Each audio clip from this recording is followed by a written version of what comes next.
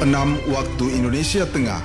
Inilah Radio Republik Indonesia Bau-Bau dengan Warta Kepton, berita seputar Kepulauan Buton. Dengan rencana investasi itu sekitar 220 miliar dan realisasi investasi yang baru terrealisasi itu 70 miliar.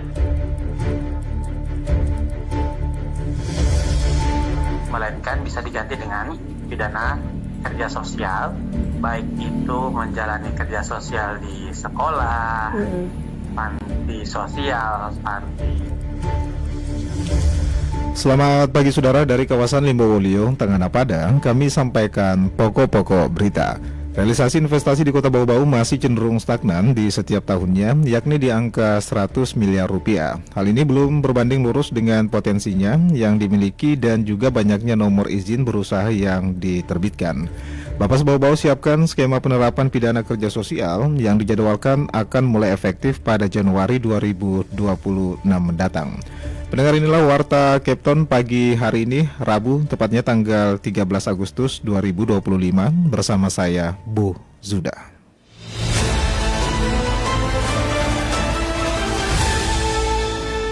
Kita ke berita yang pertama. Realisasi investasi di Kota Bau-Bau masih cenderung stagnan di setiap tahunnya, yakni di angka 100 miliar rupiah. Hal ini belum berbanding lurus dengan potensi yang dimiliki dan banyaknya nomor izin berusaha yang juga diterbitkan. Terkait hal ini, reporter RR Bau-Bau Herul Mulku melaporkan.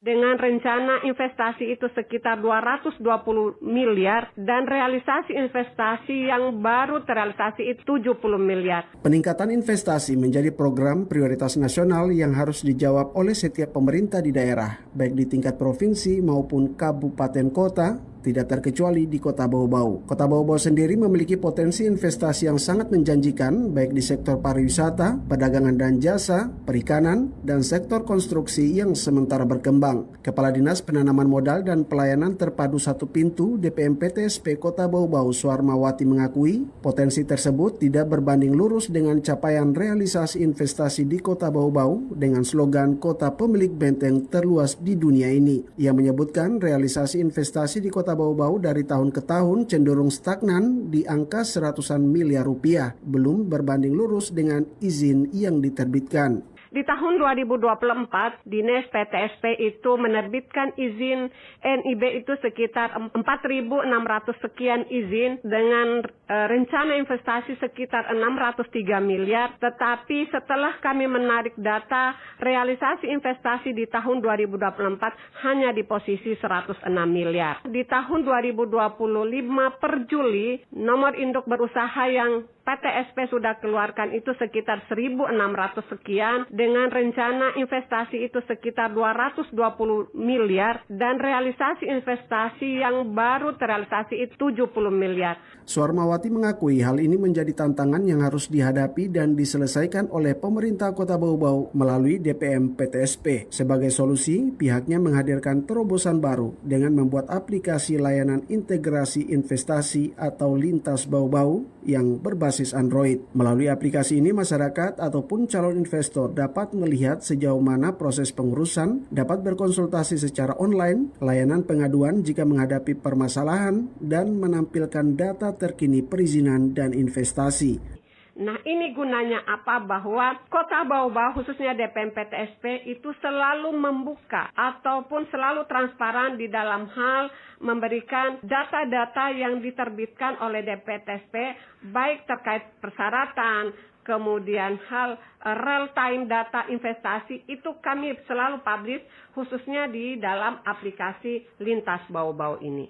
Suarmawati menambahkan, aplikasi yang akan resmi diluncurkan dalam waktu dekat ini merupakan kemudahan layanan kepada masyarakat di daerah yang saat ini pengurusan berbagai jenis izin masih terpisah. Sebut saja untuk izin berusaha melalui OSS, perizinan non-usaha atau tertentu menggunakan aplikasi Si Cantik, sementara izin pendirian bangunan gedung atau PBG menggunakan aplikasi SIMBG. Dari Kota Bau-Bau, Herul Mulku, RRI terus mengudara untuk Indonesia.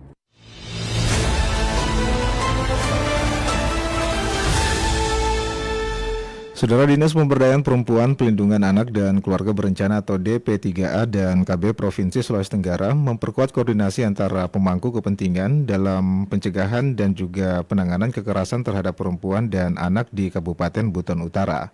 Adapun Kepala DP3A KB Sultra yaitu Zanuriah Senin juga menekankan terkait pentingnya penguatan unit pelaksanaan teknis daerah pelindungan perempuan dan anak atau UPTD PPA agar dapat juga memberikan pendampingan maupun juga penyelesaian kasus secara maksimal.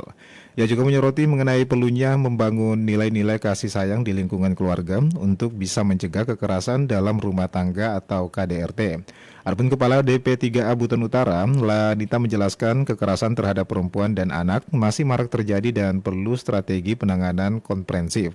Strategi tersebut juga mencakup edukasi masyarakat, respon cepat terhadap kasus, pemberdayaan korban, dan juga kolaborasi lintas sektor untuk memperkuat sistem pelindungan.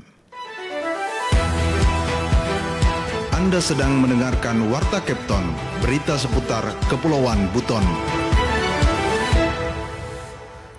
Saudara Bapas Bau-Bau siapkan skema penerapan pidana kerja sosial yang dijadwalkan akan mulai efektif pada Januari 2026 mendatang. Terkait hal ini, Waode Nurliani melaporkan.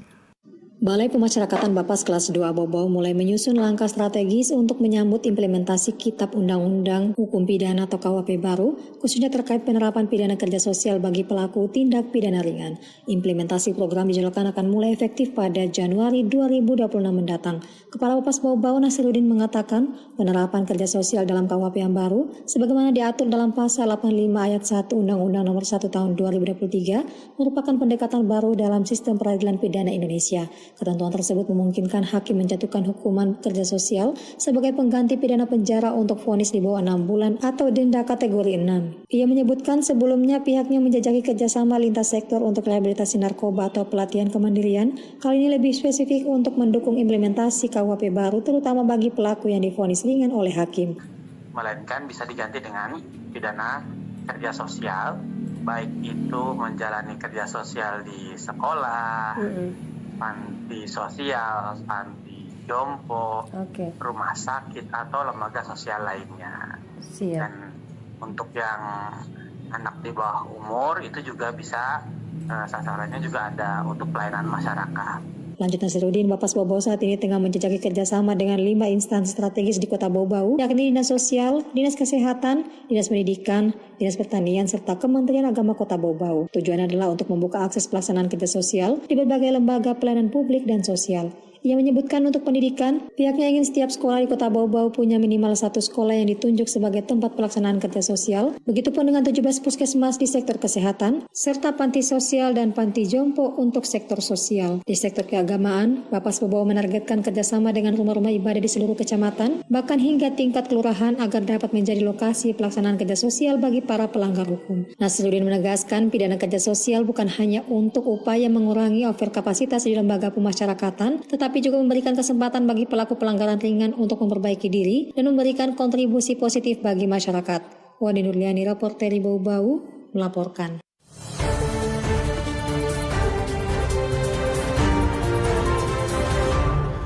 Pendengar, kita beralih ke berita yang terakhir. Pengangkutan peti kemas PT Spil cabang Bau-Bau pada semester pertama di tahun 2025 turun signifikan menjadi 1.050 teus dibandingkan 1.275 teus pada periode sama tahun lalu.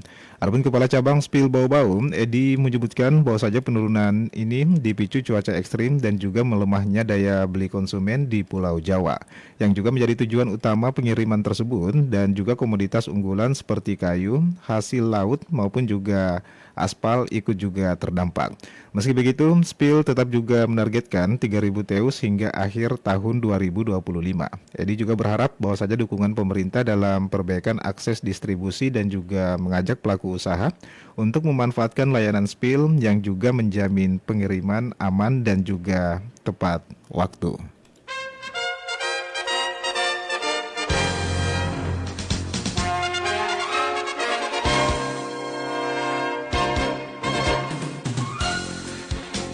Pendengar, sebelum kami akhiri, kembali kami sampaikan pokok-pokok berita.